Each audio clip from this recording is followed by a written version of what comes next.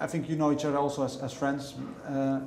Do you maybe got to know certain things about Stephen that he would maybe not talk about maybe in person, but through a song or a lyric that he wrote? Yeah, sometimes, yeah. Could you give an example of it, of something that struck you, or? I'm trying to think, like, if he was going, like, he went through a really tough breakup and he wrote a song called All Comes Down to You, that's on our album, and it's so obvious what the song is about, but as opposed to him just sitting us down and talking to us about it, he just wrote this great song, and like, we felt it, you know, we didn't have to sit down and console him and do this whole shit, like, the song was it. And what does maybe special feel about it that makes you feel something? Is there a certain way he writes it down? Or? I know exactly what he went through, and just that song was like, I don't know, his interpretation of it. I think a lot of people commented also on the video you did for All I Want. That they got also touched by the video, of course, in collaboration with music. But do you think that the video actually also played an important role in how?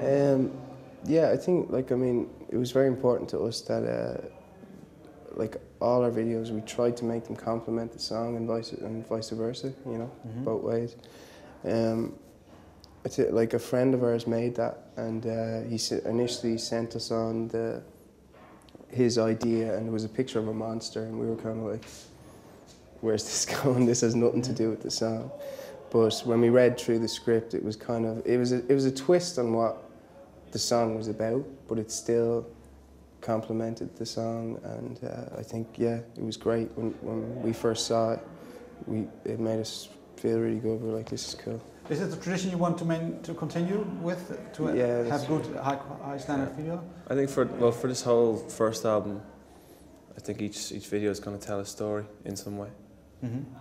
It's nice to see when someone else hears a song and they come up with a whole story that you wouldn't have come up with. Because will you always work with this director, or do you use different ones? We're working with a few, but he's doing, the guy who did the All I Want video, he's doing the next few singles. Yeah. So it'll be a similar style. Okay.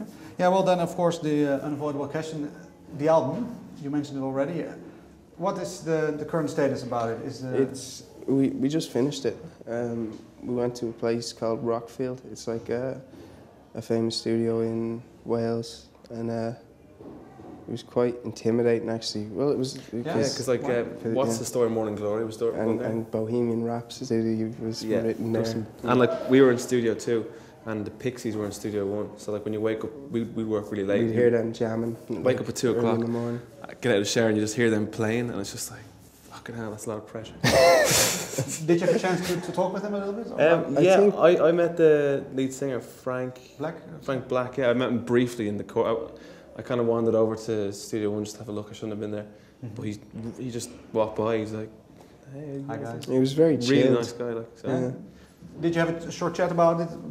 Did you tell or talk about what you were doing? He was on the way into Studio 1, so like when. I think Jay was talking to one of them, as far as I know. Yeah. But no, we didn't hang out around there. Because were all the songs actually already written during the release of the first EP, or did you have to write a lot of songs after that? Oh no, they were pretty much. We started doing our album last year, and then there was no plans for EPs, and then we decided we'd put an EP out and just see what happens really, and then we're putting out another EP. Why actually? We have. I think as opposed to pushing one single to like radio, it's nice to just put 3 or 4 songs on the internet with a few videos and see if people want to listen to it, as opposed to forcing it down their throat, which is nice. But with Holland, like the radio stations here found it through the internet, which is like what we want. Do you believe that that's maybe the new way of releasing things, that maybe fans are not necessarily waiting for an album anymore, but just check it out on the internet? For some bands, like, we're making a full album, it's like 10, 11, 12 songs, but I think it worked for us as a band starting out to put a few little teasers online, just so when someone comes to a show, it's not just one song they know a few. And, maybe it's the wrong way to do it, I don't know.